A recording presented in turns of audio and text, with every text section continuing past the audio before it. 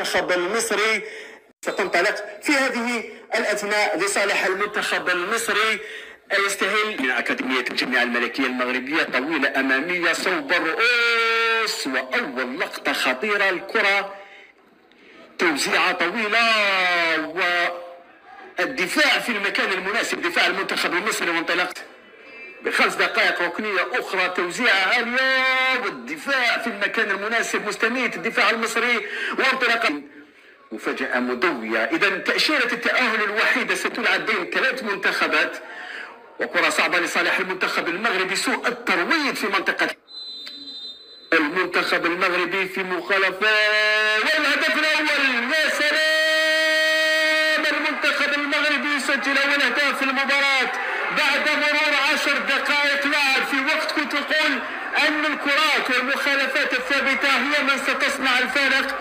تستقر كرة عير في شباك الحارس عبد المنعم علي وتباغت الجميع. إذا هدف دون رد لصالح المنتخب المغربي أمام نظيره المصري، وتتعقد المأمورية نوعا ما لصالح المنتخب المصري من أجل العودة في النتيجة، خاصة بعد الفوز لحد الآن المحقق لصالح المنتخب الليبي في ملعب 5. السودان، السنغال، نيجيريا، مالي، بوركينا فاسو والجزائر، البلد المنظم. كرة مغربية لحد الآن، توزيع الدفاع في آخر لحظة في الدقيقة 12 من عمر هذه المواجهة. جابرييل تيبو، كرة في العمق، كرة في العمق، الحكم يقول ولا شيء، الكرة مصرية فوز مدرب المنتخب المصري.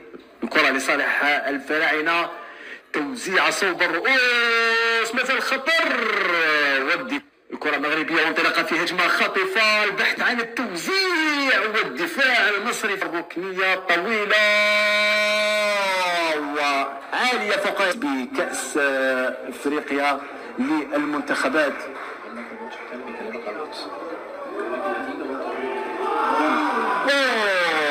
كرة خاطفة لصالح المنتخب المغربي. صراحة أنا شخصيا ضغطتني هذه الكرة، كاد المنتخب المغربي يضيف الهجمات الخطيرة. هذا من اللاعبين الإسبان تقدمهم الحارسي كاسياس، وأرى المصري أو المغربي وحتى التونسي وكذلك المنتخب الليبي. الكرة دائما لصالح المنتخب المغربي في هجمة أخرى، ولكن الدفاع في المكان المناسب، ما زال الخطر. الكرة مغربية طويلة في العمق، ولكن الأسلحة في مباراة اليوم التي من الممكن أن يصنع منها الفارق في هذه الكرة، والدفاع في المكان المناسب، دفاع المنتخب الأولى من مباراة مصر والمغرب، وانطلق في هجمة رافعة مجددا في محاولة لشن هجمة صريحة، فيه فراغات، فيه مساحات شاغرة لصالح منتخب المغرب، والحارس عبد المنعم علي من أفضل الحراس في دورة لناف. حذاري الخطأ، حذاري الخطأ والرافعي في محاولة للضغط على دفاع المنتخب المصري. ارتقاء، لم تصل كرات كثيرة، الحكم يترك مبدأ الأفضلية، البحث عن التوزيع من هناك، دخول في منطقة العمليات. بن غزير ينقذ المنتخب المصري، عبد المنعم علي 1-1. المنتخب المغربي يبقى محافظ على عذرية شباك ومبادرة في هجمة أخرى في العمق، البحث عن التوزيع.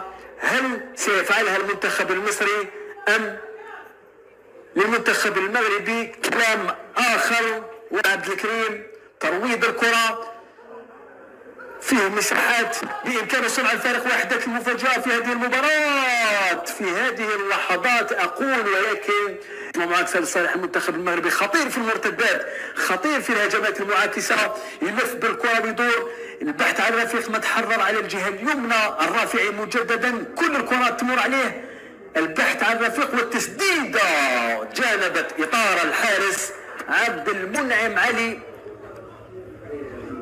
هجمة خاطفة، المنتخب المغربي يشن هجمات سريعة جدا، لا يترك أي مجال للصدفة، يريد استغلال كل الفرص، وهذه تمريرة خاطئة. حذاري الخطأ، الرافعي يعود مجددا، خطيرة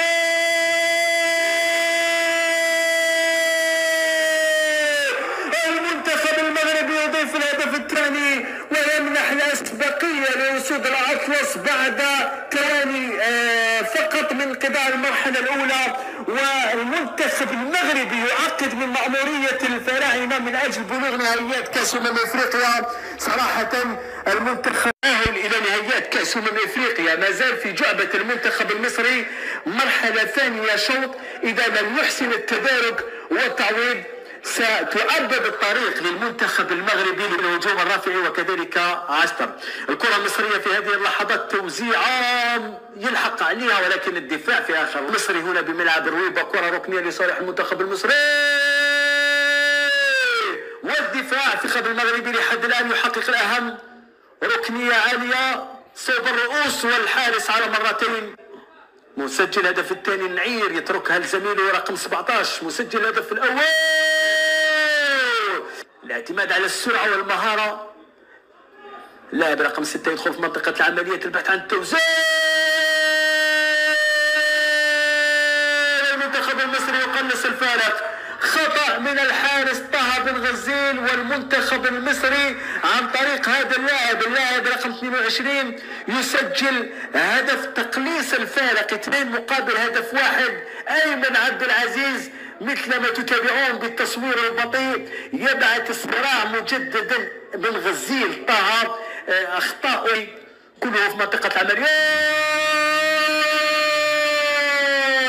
طه بن غزيل يا سلام ينقذ الموقف في آخر لحظة ويبعد الكرة وتصطدم الكرة بالعارضة الأفقية مثل ما تتابعون بالتصوير البطيء. تونس سلسلة من المراوغات عن طريق هذا اللاعب الموهوب لاعب رقم 10 في صفوف المنتخب المصري يوزع الكرة والحارس طه بن غزيل. المنتخب المصري والدفاع في المكان المناسب وفيه مخالفة لصالح المنتخب المغربي. من جانب هذا اللاعب سلسلة من المراوغات يعود على الجهة اليمنى، البحث عن التوزيع، الكرة مرفوعة والحارس في المكان.